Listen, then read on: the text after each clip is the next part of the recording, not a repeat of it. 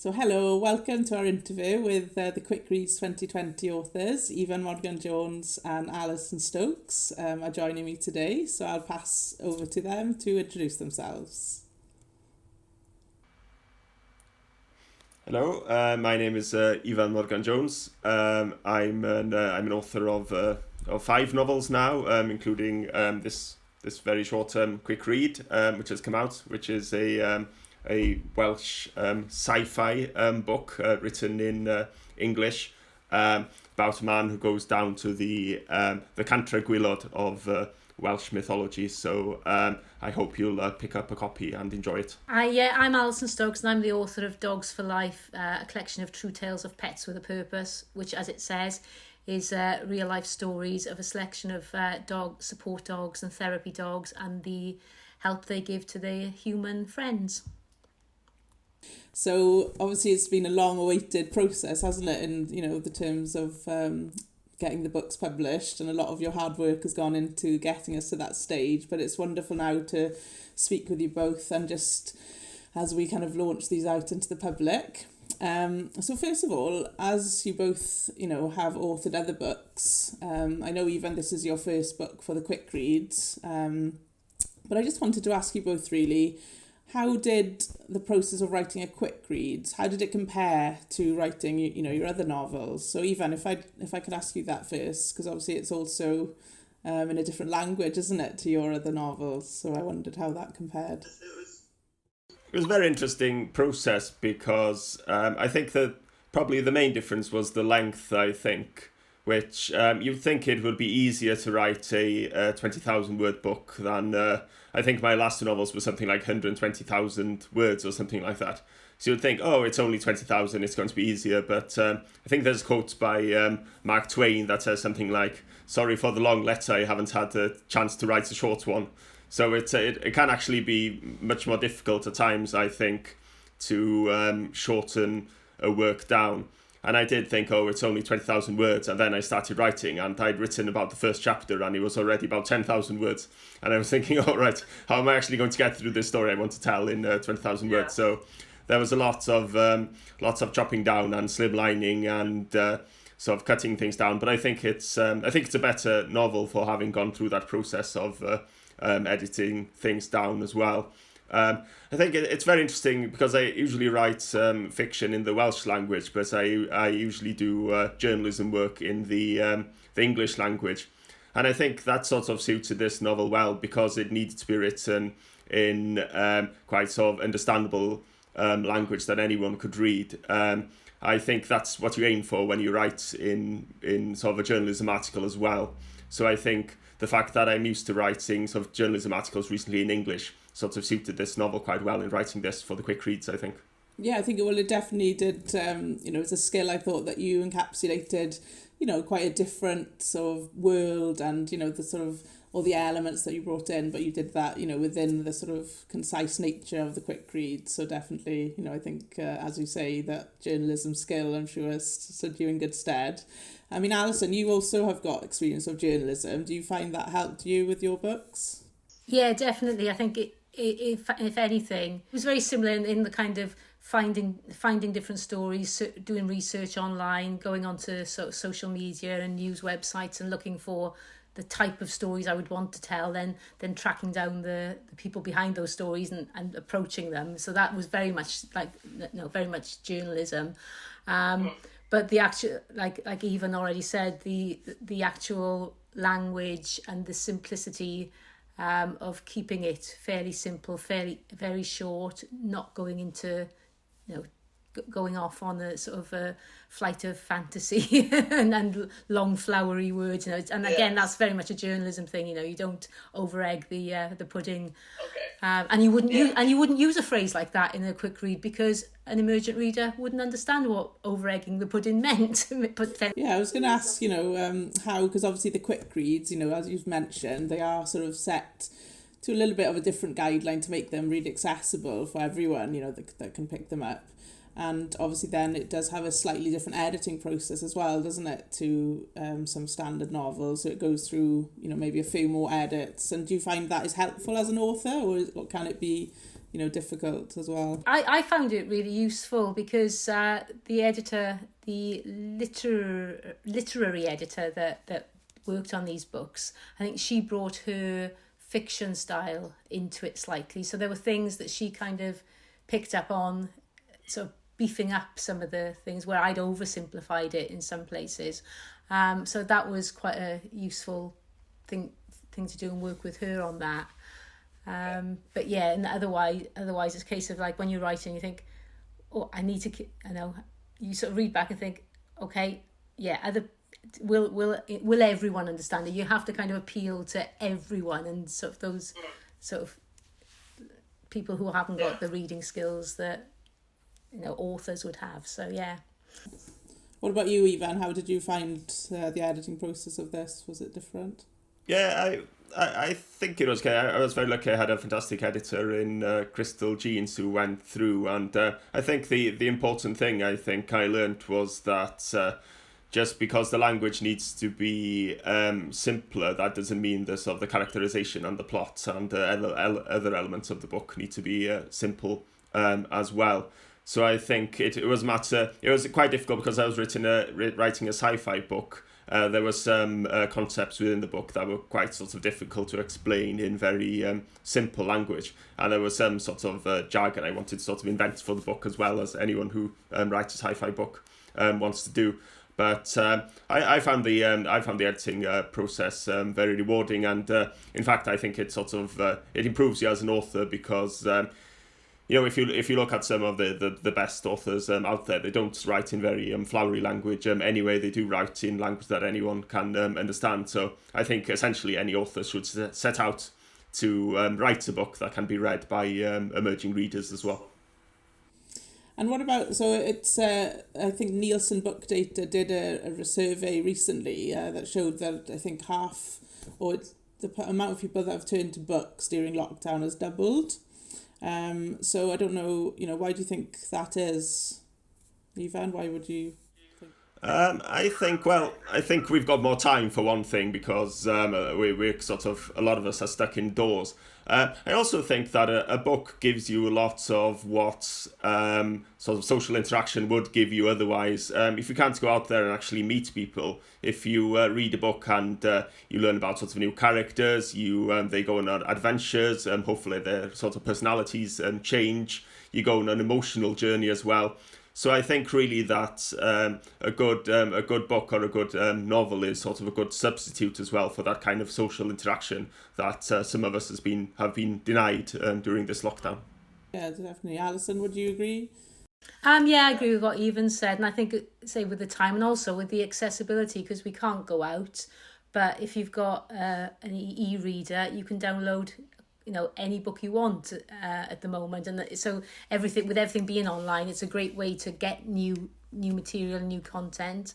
It's funny, I was talking to my mum the other day, who's the over 70s, and she's been in now for 10 weeks and behaving herself, and she was saying that there's loads of box sets I've bought her for the previous Christmases, and she's now reading through all of those because she's got the time, and that's just like a lot of people in her position at the moment.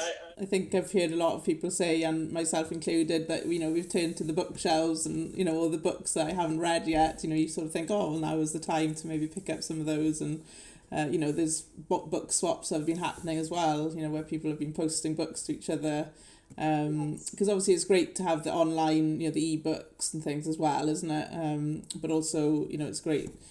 It does make you value the libraries and the bookshops, when you can't actually access them as much as you were before. It sort of, it reminds you how important they are. I mean, what do you both like to read? What kind of books, would you turn to when you're, in your downtime, as it were? Alison, what do you tend to read? I like sort of mostly fiction, so I like a lot of crime fiction, and suspense thriller-y type fiction. I also like things like Sarah Waters and that sort of historical, really good gripping historical fiction, and autobiographies. I enjoy reading about other people's lives, and especially comedians. I do like sort of comedian and rock star autobiographies and the bad behavior. Love a good comedian sort of autobiography. What about you, Ifan? It tends to be quite a close relationship between what I'm reading and what I'm writing.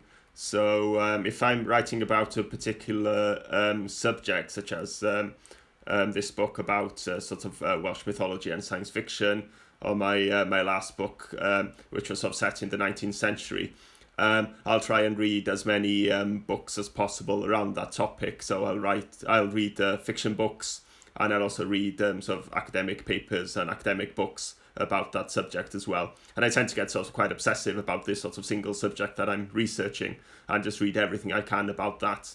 And as I sort of go around like a magpie reading things, if there's any sort of interesting things in there, I think would sort of add value to my book, so from the academic writing and interesting ideas, I just sort of think, oh, that would make a sort of a great part of the book. So I just sort of, I run over to my laptop and I sort of write down a few notes, and then I go back to the book afterwards. Oh, that's interesting, isn't it, to think of that sort of symbiotic relationship in a way that it sort of sparks off maybe some ideas, for the book, as well as obviously informing, the background of them. I mean, that leads on in a way. One of the things I was going to ask was, what was it about the myth of Cantref Gwaelod that appealed to you as the foundation of the book, really? And I was going to ask, what research you did, before writing the book. Well, I'm quite lucky because I'm a staff member at Bangor University. They've got a very large section on sort of Welsh mythology, so I could sort of go into this fantastic library and sort of wander around and pick these books off the shelves and read about the sort of the history of the myth of Cantref Gwaelod. Sort of what I was sort of partly trying to do with the book was tell a story, a sort of an equally Welsh science fiction book. And there hasn't been much written about science fiction around sort of Welsh Wales and around Welsh culture either. So I had a lot of interest in Afrofuturism as well, which is sort of science fiction that comes from Africa, or sort of African American experiences. And what I saw that Afrofuturism was trying to do was to sort of imagine a future for a people that sort of often get their future sort of taken away from them. And I thought, not to compare the sort of experience of people in Wales with sort of African Americans or anything like that, but I thought that, very often Welsh culture is portrayed as something sort of fantasy orientated, not sort of technologically orientated. So I thought that by writing a story about that, I could sort of turn that on its head a little bit and sort of imagine a science fiction future for Welsh culture. And also, I've always been sort of very, very interested in sort of the tale of Cantref Gwaelod itself. I actually live now on in Ceredigion near the coast, where the sort of the tale is set. But I think the sort of idea of Cantref Gwaelod sort of still being there has been in my head since I was about sort of 14 years old. And I thought it'd be great if I could write a story about someone who actually sort of goes down there and see this sort of civilization and the sea that's sort of still intact, but has sort of developed alongside, but sort of differently from the civilization on the shore. No, it's really interesting because it is quite a different concept, really, isn't it? When you apply that to Wales, and I think you said that you had almost created a new genre when you were writing this. But well, there is some Welsh sci-fi out there, but there's not as much as you'd expect. I don't think. There's a lot of sort of fantasy writing influenced by Welsh culture. You've got Lord of the Rings, you've got Game of Thrones, everything like that. But we don't seem to have as much of an impact on the science fiction genre yet. So it's nice to get some Welsh science fiction out there. Yeah, definitely.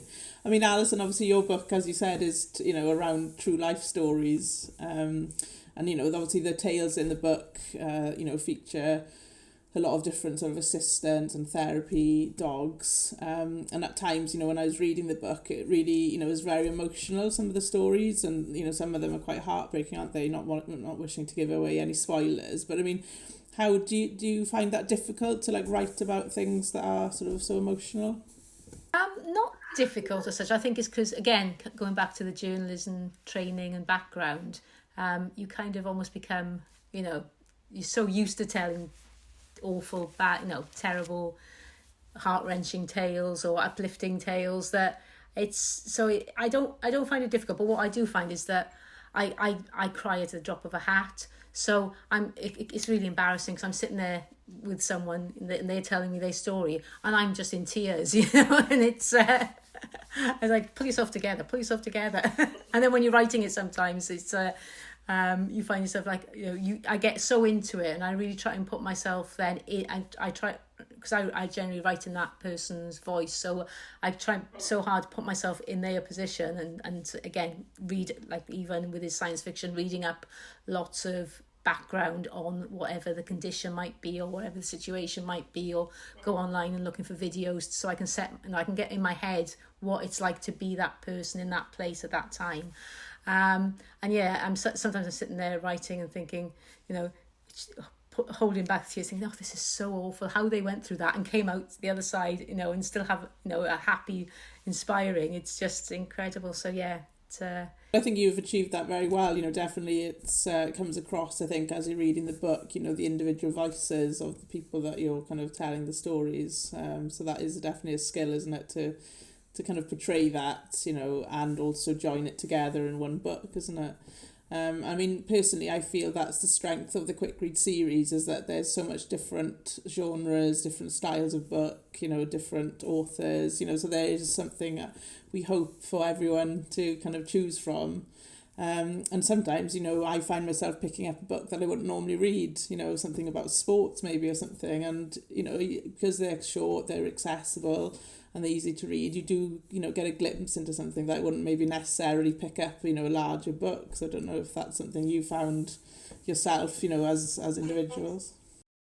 I remember back a couple of years ago, you did one with the surfing community when they were kind of going storm chasing, and it was fascinating. It was, again, something I would never have, in a million years thought I would have enjoyed, but it was just so. And you were so quick, you pick it up and you start reading, you're into it straight away, and then next thing you finished it. It's and that's the beauty of quick reads, that it drags you in quickly and keeps you going, and then it's over. It's you've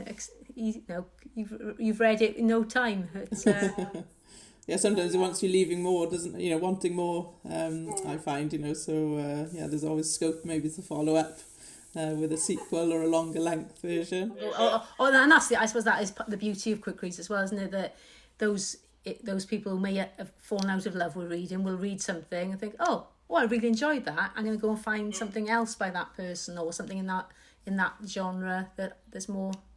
So, yeah. And I think, although many people have turned more to reading maybe, during this time, I think also it has been difficult to maybe concentrate for a long time on things. So, I think the quick reads are perfect for that. You can pick them up, you can just read a chapter, or you can, if you're a quick reader, you can read it all, maybe in one day or something. Just, it's quite versatile, isn't it, to suit quite a lot of different people, so...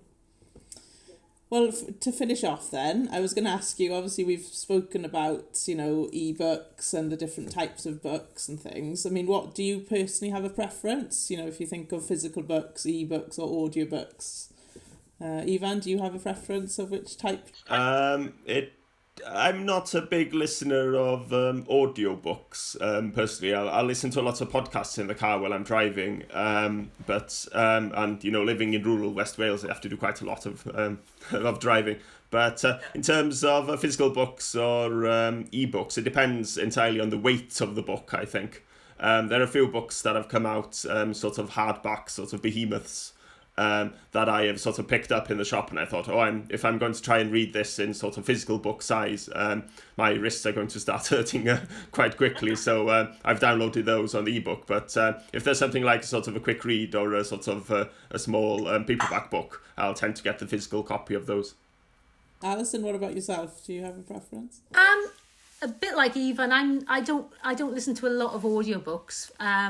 Only say because I generally like Ifan, sort of listen to podcasts if I'm sort of on car journeys. Although I do occasionally listen to audiobooks. I think the Margaret Atwood Testaments, when they radio forwarded that a couple of months ago, that was the last one I listened to, and I enjoyed that.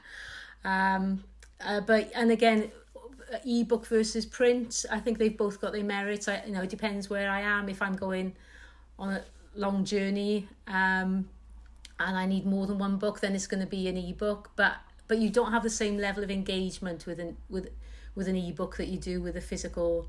You know, you've got the cover, you open the cover, you read, and you, even though you might have 100 books on your Kindle or other device, you don't have the same sort of thing of picking it out and choosing to read that one. And but they both work for me, depending on where I am and what I'm doing. Yeah, and as you've both said, they all have their merits, don't they? So it's good that you have so much choice. But okay, well, diolch yn fawr. Thank you so much, Ifan and Alison, for your time today. It's been wonderful to get a glimpse into your lives and influences as authors. And thanks very much for your time.